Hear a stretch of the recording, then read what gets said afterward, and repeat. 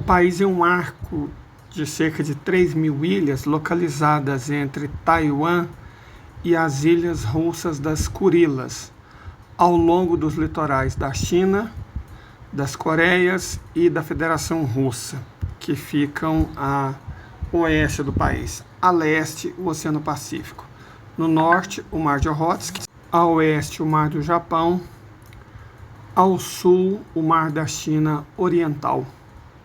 O país, na verdade, é formado por dois grandes conjuntos de ilhas. O arquipélago japonês propriamente dito, com 4 ilhas principais, Honshu, a maior delas, Hokkaido ao norte, Shikoku e Kitakyushu mais ao sul. E ao sul dessas ilhas, temos as ilhas Ryukyu, onde ficava o antigo reino de Okinawa. Inclusive, embora o Japão seja um país muito homogêneo, o japonês não é a única língua do país, certo? Há vários idiomas okinawanos nas ilhas Ryukyu e a língua original mais ancestral é o idioma Ainu, falado ainda hoje na ilha de Hokkaido ao norte. Estudos que foram publicados pela NHK no seu canal educativo, no reportagem de 10 de junho de 2019, certo? Que fala sobre os primeiros japoneses. Nós vamos ver que a civilização japonesa mesmo, ela veio da Coreia. Então nós estamos falando dos Jomon, que antecedeu os japoneses modernos. O que eram esses japoneses? Eles tinham olhos castanhos, cabelos finos e encaralocados, pele escura com tendência à mancha solar.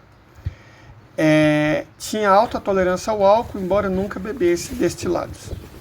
Todos esses detalhes foram deduzidos de informação genética meticulosamente reunida por uma equipe de pesquisa japonesa em um projeto inovador de sequenciamento do genoma. Gente, a genética, ela fez a humanidade conhecer coisas que ela nem sonhava ou achava errado. De toda forma, os pesquisadores mapearam todo o genoma da pessoa desde os tempos pré-históricos com um grau de precisão e complexidade sem precedentes. O que encontraram nos diz não apenas a aparência dela, portanto do povo dela, ela estava junto com outros 25 indivíduos, mas eventualmente ajuda a responder a questão de onde vieram os japoneses há milhares de anos e como as pessoas viviam nesse arquipélago. Na verdade, nessa época o Japão não era um arquipélago, ele era uma península, né? O nível do mar era mais de 100 metros abaixo e o Japão estava conectado ao restante da Ásia. Bom, os japoneses modernos herdaram cerca de 10% dessa população Jomon ancestral, certo? Bom, mas como ela era? Vou falar aqui. Durante o período Jomon no Japão, de 16 a 3 mil anos atrás, as pessoas viviam como caçadores-coletores. Parte do seu DNA foi transmitido aos japoneses modernos. Então, desvendar o genoma foi importante para compreender quem são os japoneses e de onde eles vieram, que é uma questão altamente complexa. A mulher em questão morava na ilha de Rebun, no extremo norte de Hokkaido, província mais ao norte do Japão.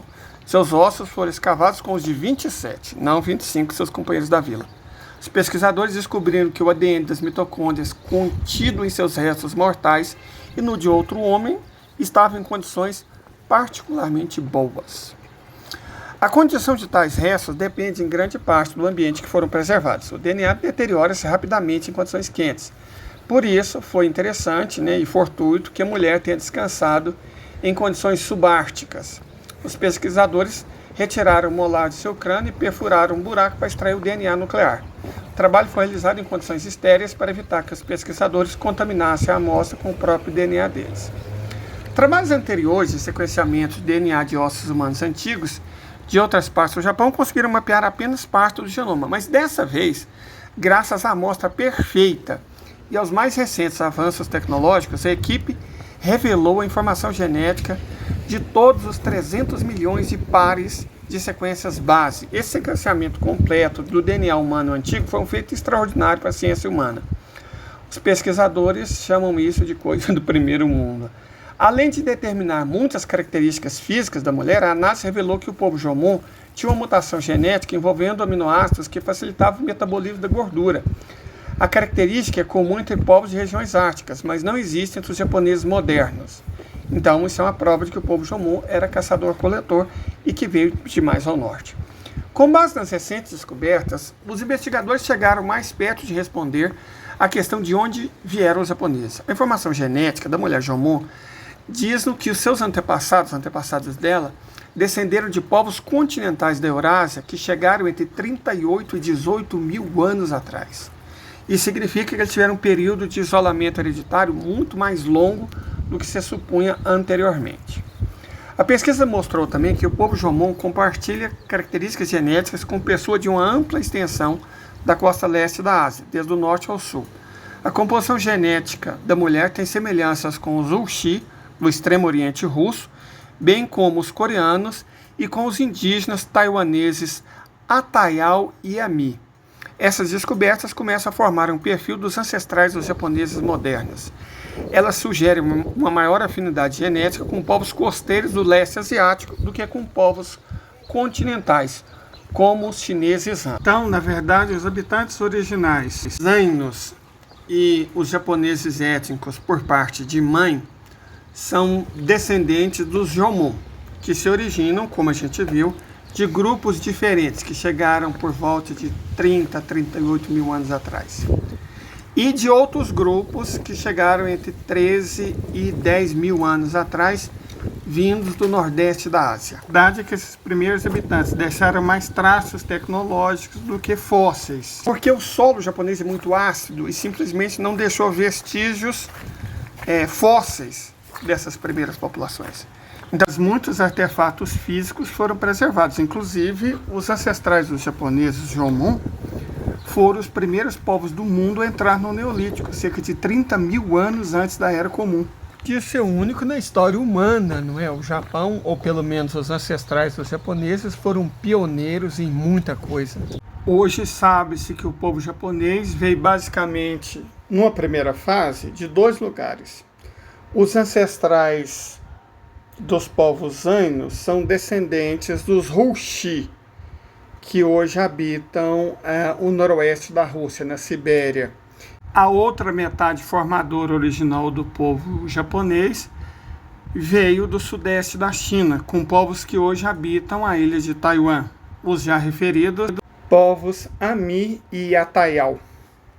E depois, subsequentemente, vieram populações da Coreia, na verdade a civilização Yayoi, que termina a formação do povo japonês. Esses Yayoi colaboraram muito fortemente com o DNA paterno, enquanto a mistura dos outros povos Ulchi, que vieram do norte, Atayal e Ami, colabora com a genética por parte de mãe na formação genética e histórica do povo japonês. Essa complexidade genética acabou gerando uma cultura única e também um idioma único, sem par no mundo. O japonês é uma língua isolada. Mas como essa mistura levou dezenas de milhares de anos, acaba que o povo japonês é, na prática, bastante homogêneo.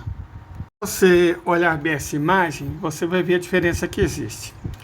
Esse de kimono mais à esquerda é nativo de Okinawa, como metade de todos os japoneses que vieram para o Brasil. No canto superior direito, um Aino, e no canto inferior direito, um japonês típico. Dessa forma, os três grupos que formaram os Jomon Aino chegaram no arquipélago japonês por terra, porque no Pleistoceno o nível do mar era muito mais baixo. Mas os Mumu, como são chamados na Coreia, ou Yaoyoi, chegaram pelo mar, na medida que os ancestrais dos coreanos chegaram e criaram o reino de Goryeo. Isso quer dizer que a maior parte dos japoneses são descendentes de pessoas que vieram da Coreia? Exatamente. Os Yaoyoi simplesmente eram coreanos, enquanto os Jomon eram siberianos e os Ryukyuanos são uma mistura de proto-coreanos com australoides.